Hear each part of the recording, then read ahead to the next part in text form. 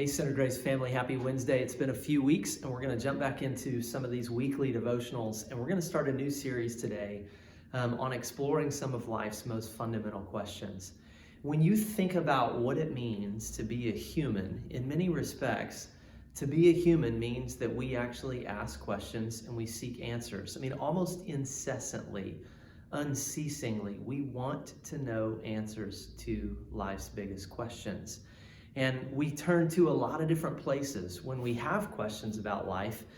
We turn to a lot of different resources to try to draw upon wisdom or to try to draw answers from them. Think about maybe movies that you've watched or books that you've read. Sometimes people turn to advice columns in magazines. Maybe you talk to friends or parents or whomever. But the bottom line is we all are asking a ton of questions each and every day as we go throughout life, and we're looking for answers to those questions as well in a lot of different places. And I don't know if you're like me, but sometimes I even feel like some of the questions that I have, I end up getting answers that were unsolicited. I'm not necessarily looking for somebody else to respond with regard to some of the questions that I have, but people seem to give or offer an answer anyway. Sometimes they're welcome, sometimes they're not so welcome. But 4 questions that all human beings seem to burn with, that seem to be incredibly fundamental to us.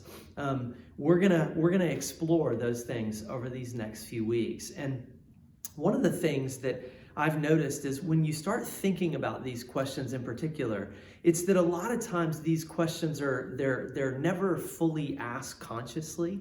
They're implicitly asked, or they're kind of right below the surface all the time. And one of the other things that I've noticed is that because we don't oftentimes ask the questions consciously, we don't necessarily get answers consciously. The answers come to us more from practice than they do, from conversation. Or another way maybe of thinking about that is that the answers are oftentimes given to us in life through promotion or even through advertising, if you think about it, rather than by discussion or real deep thought. Here are the 4 questions, and I'm going to write them out for you. Question 1 is quite simply, what is reality? Or maybe another way of asking this question is, what is the true state of things and how the world works? What is the true state of things and how the world works? Because that's what reality really is. It's not just what is the notion, what is my assumption about life, but what really is life? What is it really about? What makes it up? How does life actually work? The second question is actually slightly interesting, but I feel like we ask and we get answers to this all the time. And that's just simply, what is the good life? It seems like we're all seeking an answer to that question in 1,000 different places, maybe even more than that, millions of them. What is the good life? Or maybe another way of asking that question is, who is actually blessed? The third question is, who is actually good? Or maybe another way of framing that question is this: what is a life that is actually worth imitating?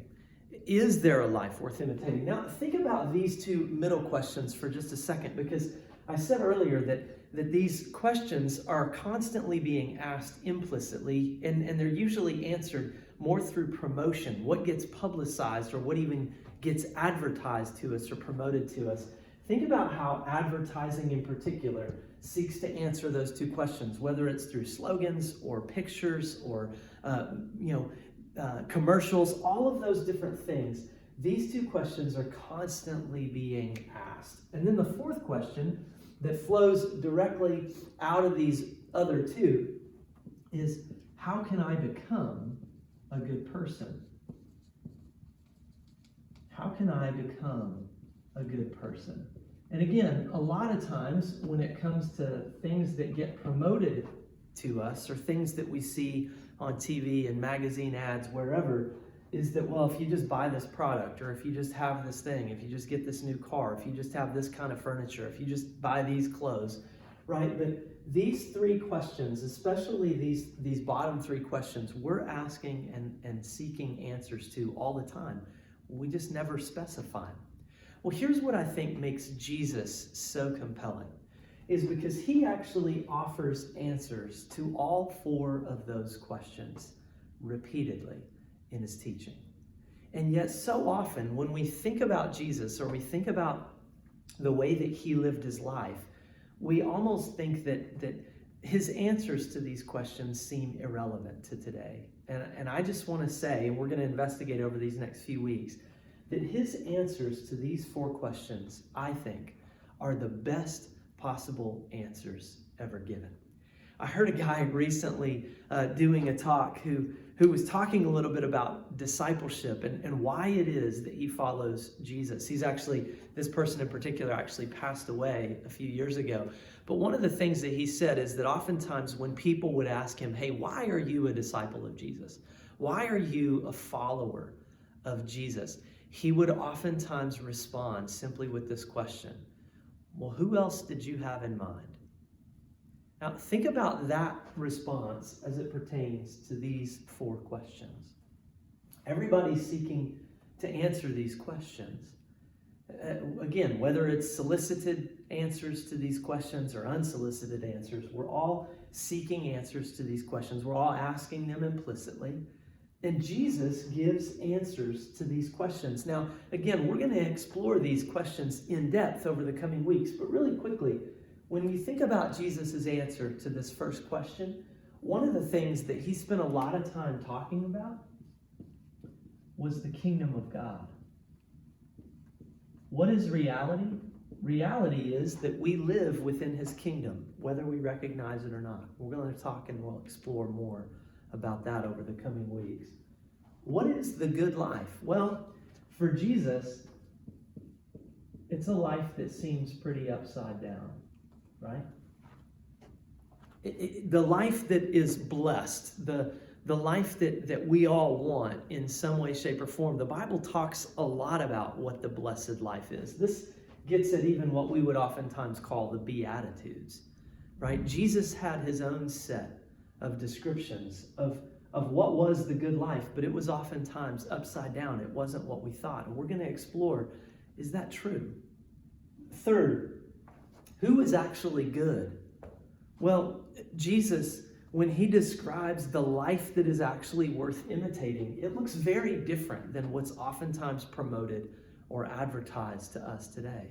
You want to live a life worth imitating? Well, it's going to be, again, flowing out of this upside down nature. It's going to be selfless rather than selfish. And there are a lot of other words that we'll explore as we talk about that. How can I become a good person? Well, honestly, Jesus says you can't on your own.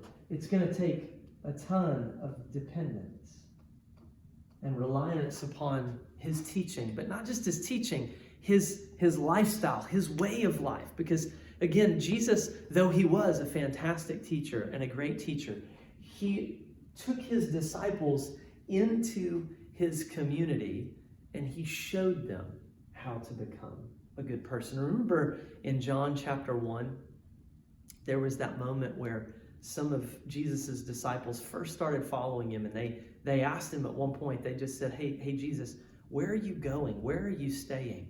What are you doing? What are you up to? And Jesus simply said, come and you'll see.